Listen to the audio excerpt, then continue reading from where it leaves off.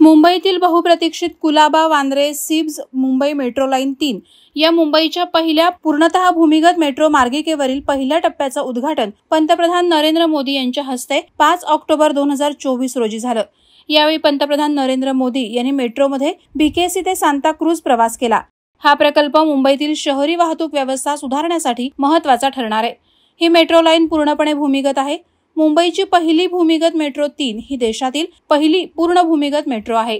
या सुधारित कनेक्टिव्हिटीमुळे दक्षिण मुंबईत राहणारे मध्यमवर्गीय आणि व्यावसायिकांना मोठा फायदा होणार आहे।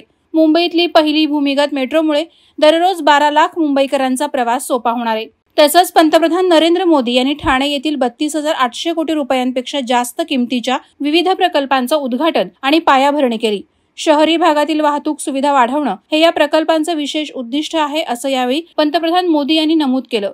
ठाणे शहरात महाराष्ट्राच्या आधुनिक विकासाचे नवनवीन टप्पे गाठले जात असून या प्रकल्पांमुळे मुंबई आणि ठाणे शहराला आधुनिक ओळख मिळेल। 12,000 कोटी रुपयांपेक्षा जास्त किमतीच्या Thane integral ring metro railway प्रकल्पाची पायाभरणी करण्यात आल्याची माहिती पंतप्रधान मोदी यांनी दिली। दरम्यान पंतप्रधान मोदी यांनी थेट महाविकास आघाडी आणि काँग्रेसवर हल्लाबोल चढवलाय। महाविकास आघाडीनं विकास कामांना विरोध केला असा घणाघात मोदींनी केलाय।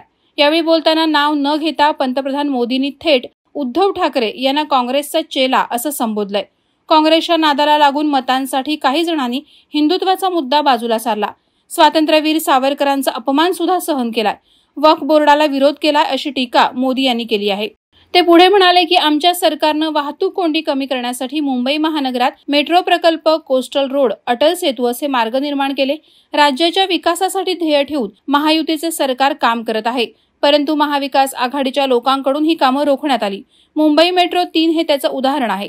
देवेंद्र फडणवीस हे मुख्यमंत्री असताना या मेट्रो प्रकल्पाचं 60% काम पूर्ण झालं होतं, परंतु महाविकास आघाडी सरकार सत्तेवर येताच त्यांनी काम थांबवलं। यामुळे प्रकल्प किमतीत 14,000 कोटींची वाढ झाली।